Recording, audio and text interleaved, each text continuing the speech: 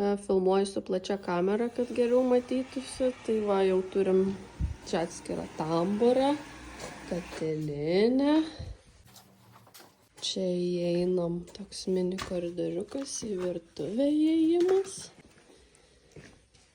Darbo kambarys. Nedidelis koridorius. Vonios kambarį bendrą.